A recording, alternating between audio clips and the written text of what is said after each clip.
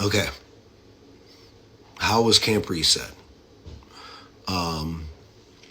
This is typically the time when, I would make the video where I tell you I went to this transformative experience where, my life changed and I had all these epiphanies and, perhaps you feel FOMO and I feel really important for going and, that I don't want to make that video. That video is cliche and done. So I'm trying to think of a better way of describing what the experience was like. And for anyone that has no idea what I'm talking about, Camp Reset is, I think, a 4-day event where they prioritize rest and play. And they only have 3 rules. No work talk, no phones, and no real names. So my camp name is Uche, based off of my stuffed animal orange orangutan when I was 7, that I still have. So we go to this event, but the best way of describing it is this way. So while I was at the event, I was talking to this person this is not their real name, but they were going by George, inspired by George Castanza. And they were telling me how either a year ago or 2 years ago, they used to have these dinners with their friends. And they would have these dinners with their friends every Tuesday. Never missed a Tuesday. You had to be like beyond sick to miss, right? So it was like a level of commitment that we are going to meet every Tuesday. And this is New York, where it's just so hard, and people flake all the time whenever you're trying to meet up with them, or any big city. But they met every Tuesday for a year. And just to think about the fact that you have that to always look forward to, that you have that space of people that are always there to hold you, hold that container so you could feel a certain level of safety. That's how it felt. That's how it felt for like 4 days, all while playing. And what I mean by playing is like playing like I played parachute play. Do you remember the parachutes we had as kids? It was literally 20 or 30 of us like running around holding a parachute and then like going underneath the parachute. Like that was one random thing. I would find this person named Smooth Chef, and every time we saw each other, no words, we would just do rock, paper, scissors. That was it. And then we'd walk and go on our way, right? I did a poem. I don't even know poems. I had a poem in my head. I read a poem. I didn't even read a poem. I said a poem. I did contact improv. Do you know what that is? I didn't know what it was. Where you apparently two people are able to like dance, but like bump into each other and like rotate into each other. And it's not, it's like platonic. It's not, in that other way. Like, it was almost like we're having a conversation, but we're using like our bodies to do it.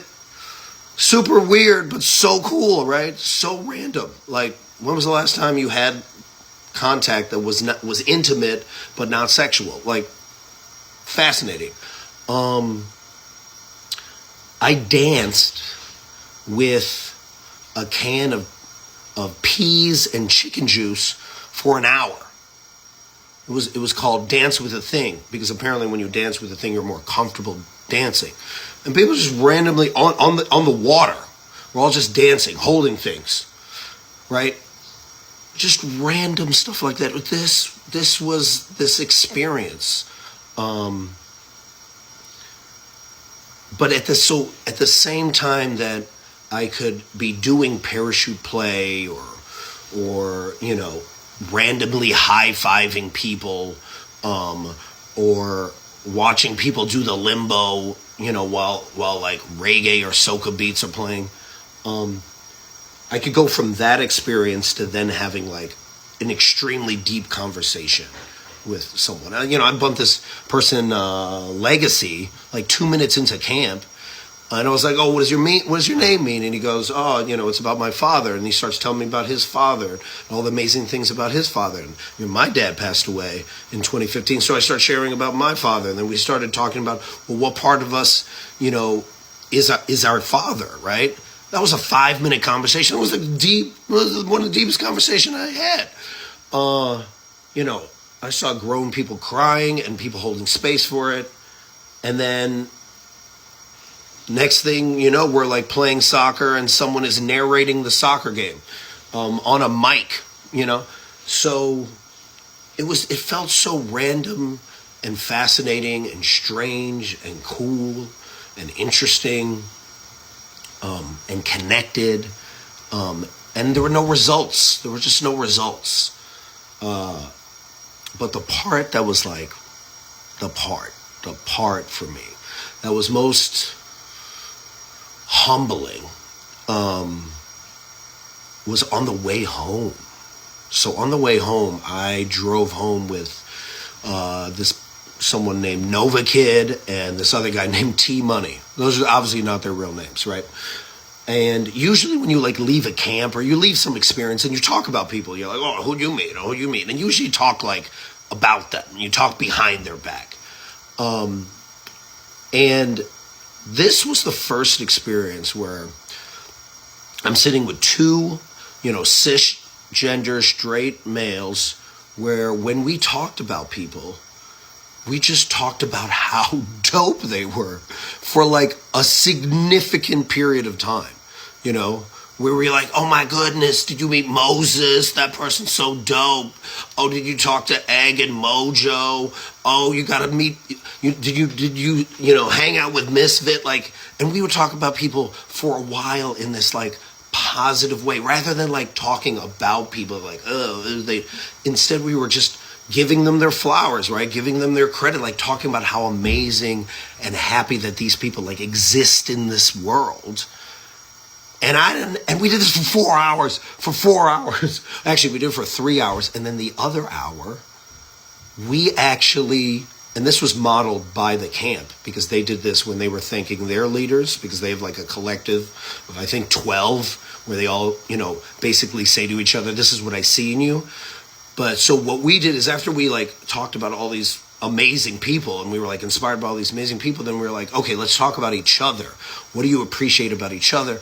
And man, it got a little teary. Oh, goodness.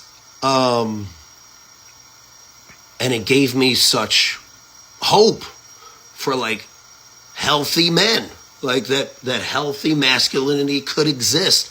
But it only could exist because we had played for 3 to 4 days, right? We had like created a container where we actually could be vulnerable, where, we actually felt comfortable, hugging it out a lot. There's a lot of hugging. There's a lot of hugging, a lot of high fives.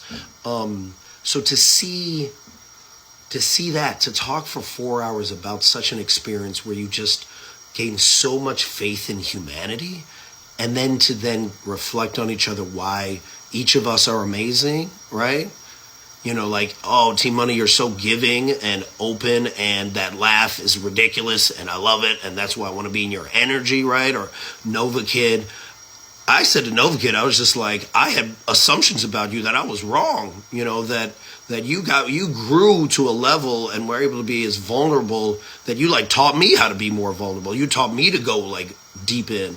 So that was the experience. This experience of like, by simply playing, no talking, no keynotes, this is what you need to do. But by simply playing and not having a result, so many phenomenal, cool ass things can be achieved.